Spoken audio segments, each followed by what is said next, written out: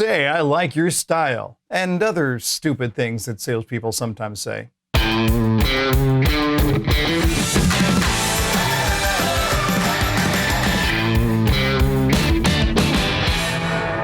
Hey, Jeff Shore back with you. Welcome to another 5-minute sales training with the opportunity now to attack some of those sayings in sales that need to go.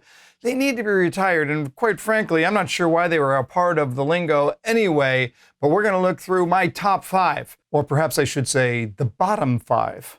Whatever. 5 sayings that need to go. Here's the first: to tell you the truth. When I say to tell you the truth, the implication is that there are other things that I've been saying that were not true. I'm not sure that's what we want to communicate to our customers. And if we're not careful about this, what it's really going to sound like is, well, I lie to everybody else, but I tell you the truth. It's like there's a sign in our local pizza restaurant that says, we cheat the other guy and pass the savings on to you. It's the same thing. We're going to send the message here that dishonesty is a way of life here at our company. No. Look, I know some of you, it's just a habit. You don't mean it. It's not about what you mean. It's about how it's perceived.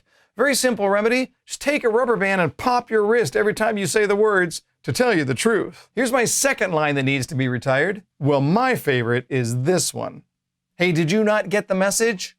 It's not about you. Doesn't matter what your favorite one is. Once had a car salesperson try and sell me ad nauseum on the importance of the limited slip differential. The guy just came out of a training class and he went on and on and on about how important the limited slip differential was to him. You know what I heard the entire time? Fact is, the sale is not about you. It's about your customer. And your only favorite, the only thing you're allowed to have as a favorite, is that which is in your customer's best interest. Salespeople sometimes get trapped going on and on and on talking about what they think is important. Meanwhile, the customer is feeling disconnected and a little bit stupid. Not a good idea.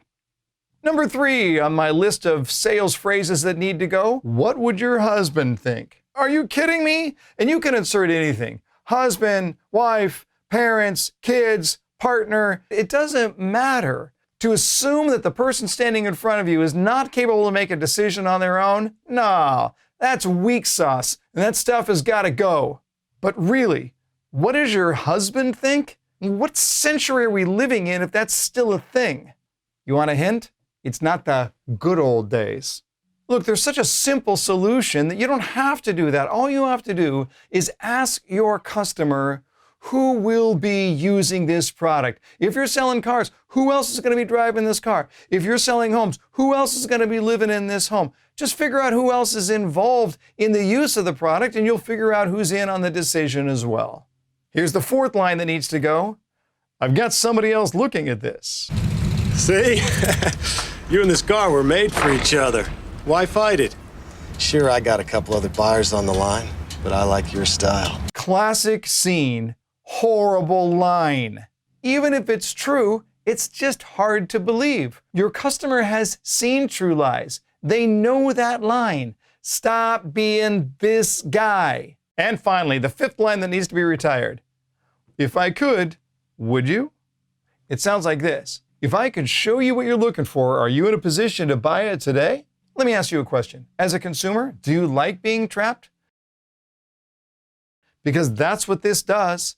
It traps you right from the very beginning. Now look, I know that this is a controversial statement, so let me clear the air on one thing. I despise this line as an opening statement. That's what drives me nuts. The scenario, you'll see it in a car dealership, where before the test drive, a salesperson will say, so if you like the car, if it meets your needs and we could find you the right price, are you in a position to buy it today? You're asking the customer for a solid decision on a hypothetical scenario. That does not sound like service. It sounds like, I only want to know if you are here to buy. Look, if they're in your parking lot, if they're in your office, if they're on your site, they are there to buy. They're not there because they got nothing better to do on a Saturday afternoon. Why do you have to ask them if they're a real buyer? The top pros assume that they're a real buyer. And if that's the case, there's no need to ask the question. All right, there you go. 5 lines that need to be retired right away. You could just put this all in a neat package and say, who do you want to buy from? Would you want to hear these things? And if you don't want to hear them, don't use them. You be you.